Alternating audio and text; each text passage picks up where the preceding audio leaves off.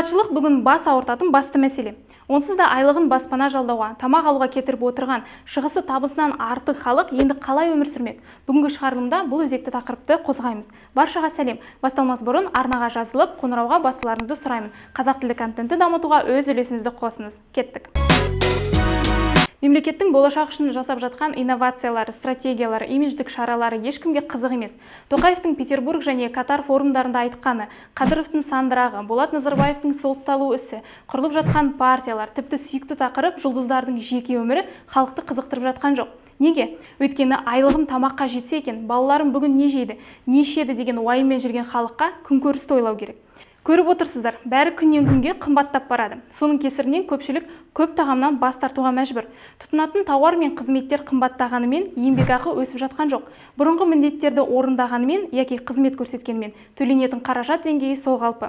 Соның кесірінен толыққанды өнімдік себет сапа мен мөлшер жағынан кемуде. Яғни бұрын құнарлы, сапалы еттен бірнеше келі алуға шамам болса, енді тек арзандауын таңдап, аз мөлшерде алуыма тура келеді. Тұтыну себетінің жүйелі түрде төмендеуі, оның ішінде құнарлы тағамның аздығынан қан қысымы, қант диабеті, бессіздік пен бедеулік сынды аурулар артады. Сәйкесінше бұл ұлт денсаулығына тікелей әсер етеді.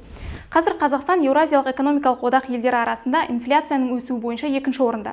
20 мамырда ТМД үкімет басшылары кеңесінің кезекті отырысында премьер-министр Әлихан Смайылов ТМД елдерінің азық-түлік бағасының өсуіне қарсы күресте күш-жігерді біріктіруге шақырды. Нәтижесін жақында көре жатармыз.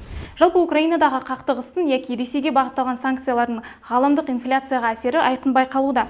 Оған экономикалық жағдайы тұрақты көрінген Германиядағы инфляцияның рекордтық деңгейін, Испаниядағы 1994 жылдан бері ең жоғары деңгейге биыл жеткенін, тіпті Жапония мен Сингапурда соңғы 10 жылда болмаған үлкен көрсеткіштердің орнап отырғанынан аңғарамыз. Елге оралайық. Ұлттық банктың мәліметінше биыл азық-түлік бағасының жылдық көрсеткіші 15,4%-дан 17,9%-ға дейін өсті. Елде қымбаттаған күнделікті тұрмысқа аса қажет тауарларды атап өтсек, қант айналасындағы дүрлікпені өздеріңіз де байқағансыздар. Қазір біраз тынышталғанымен бағасы түспеді. Өсімі 51,5%. Көтерме сауда дүкендерінен 400 теңге болса, ал қалған жерлерде 600-700 теңге шамасында. Тіпті халық биыл тосап жасамаймыз, оған қант алатын ақшамыз жоқ. Қыстан балмен шығамыз деп отыр. Жаңа піскен көкөністер 44%-ға, картоп 37,8%-ға өсті. Сұйық май 23,8%, жарма 22,2%-ға, ұн 15%-ға, ұннан жасалған өнімдер 13,6%-ға өсті. Үкімет әлеуметтік нанның бағасын ғана ұстауға қауқарлы.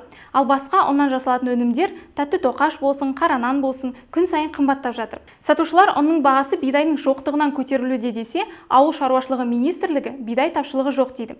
Тапшылық болмаса, бидайдың 1 тоннасы 160 мыңға қымбаттағанын немен түсіндіруге болады? Ал оның тоннасы сәйкесінше 220 мың. Шілдеден бастап тіпті 250 мың болатынын қалай түсіндіресіздер?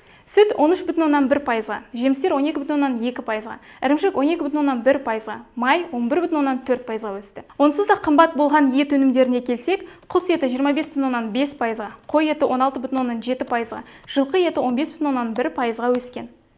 Бұл орта есеппен алынған мәлімет, ал базарға шықсан бағалар мүлдем басқа, шарықтап кеткен. Үй маңайындағы дүкендер әкімдіктің түсіндіру жұмыстарынан кейін әрі айыппұл салынатын болғандықтан 15%-ға түсірді деген хабар тарап еді. Бірақ іс жүзінде бұл байқалмайды. Халық көп жағдайда сатушыларға кінә артып жатады. Шындығына келгенде оларда таңдау жоқ. Не дегенмен олар да өз шығынын өтеуі қажет. Тасымалдау, қойма, электр энергиясы, жалдамалы орын сынды көптеген шығынын өтеу үшін ол өз пайыздық өсімін жасауға мәжбүр. Көп дегеннің өзінде 20%-ға көтерер, одан артық қоя алмайды. Қазір әділетті жолмен қадам басатын кез. Мемлекет өз тарапынан кәсіпкерлерге қолдау білдіріп, өндірісті дамытып, жағдайды реттеуге барынша күш жұмылдыру керек. Азық-түлікпен қатар коммуналдық төлемдер де өскелі жатыр. Білесіздер, қаңтар айында президент тарифтерді 6 айға тоқтатуды ұсынды. Бірақ мораторий мерзімі жақында аяқталады. Демек, жақында коммуналдық төлемдер күрт өсуі мүмкін. Ал бұндай әлеуметтік факторлар қандай жағдайға жеткізетіні бәрінің есінде.